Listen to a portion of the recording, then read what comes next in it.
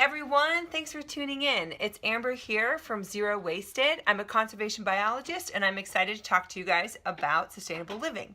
So for the month of February, I set a challenge for myself to do zero waste grocery shopping.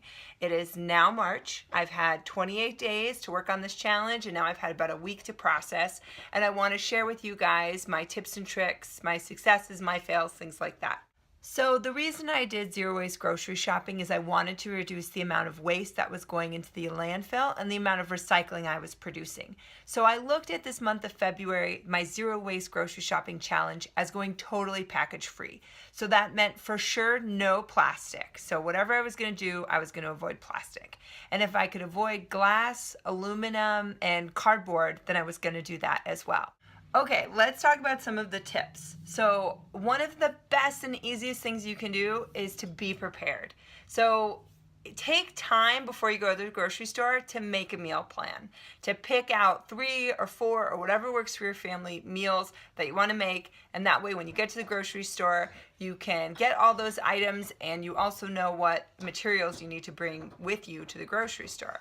So another tip is to really jump outside your comfort zone. For example, I've always bought store-bought hummus. I have never made my own hummus, but when I went to look for package-free hummus, all I found was dehydrated hummus in the bulk aisle, and I tried it once, and you know what? It wasn't my favorite. So I followed this woman, the Zero Waste Chef, on Instagram, and she put up a recipe for hummus, and I tried it, and it was awesome, and it really didn't take that much more time. So I jumped outside my comfort zone, I tried something new, I made something package free, and I loved it. So that's going to be something that I continue to do.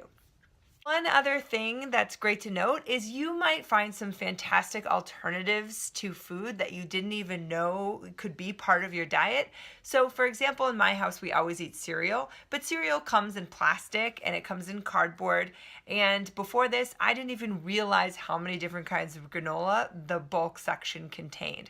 So at my local store, they have bulk oatmeal, bulk granola, and bulk muesli. So those are great options and great alternatives to buying something like cereal that's in packaging. So one of my tricks was actually to spend a little bit of money and invest in new products that were going to help me be more sustainable.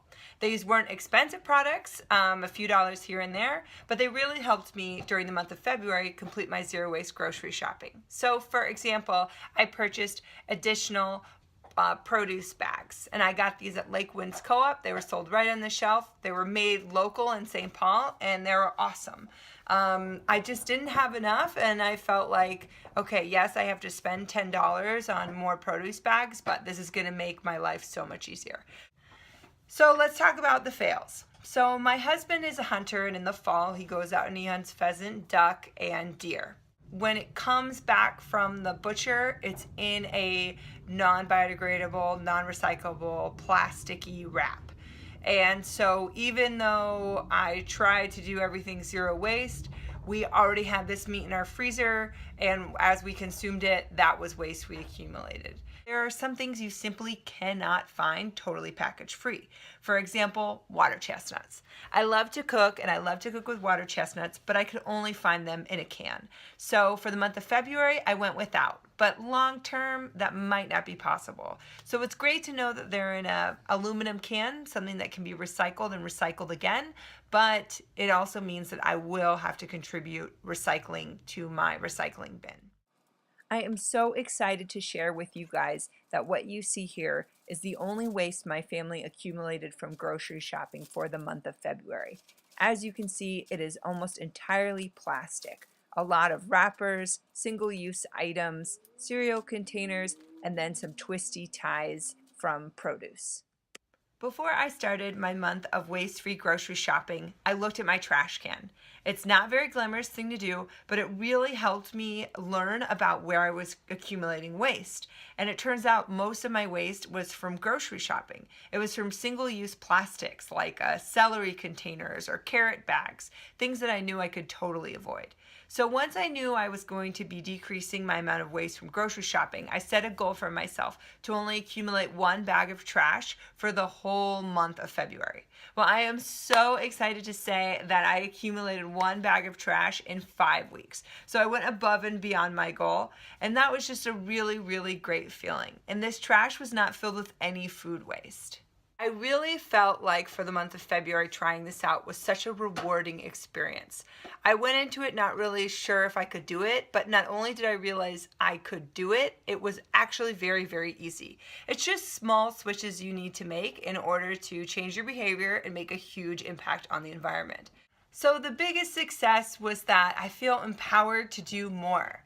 Now that I have spent the month of February doing zero waste grocery shopping, I really want to incorporate zero waste into other aspects of my life. So I'm really excited to announce that over the next year, I'm going to be focusing on 12 different themes that I believe will help me achieve a zero waste lifestyle.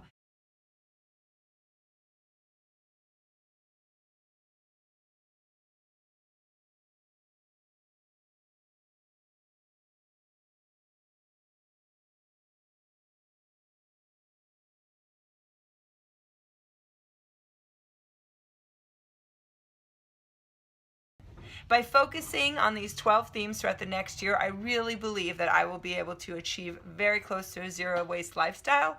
And by spending the next year doing this methodically and thoughtfully, I believe it'll be a very seamless transition, allowing me to really think about my actions and how they're impacting the environment. So I am going to be posting videos, I'm going to be posting blogs, I'm on Instagram. I really hope you guys will follow me in this journey.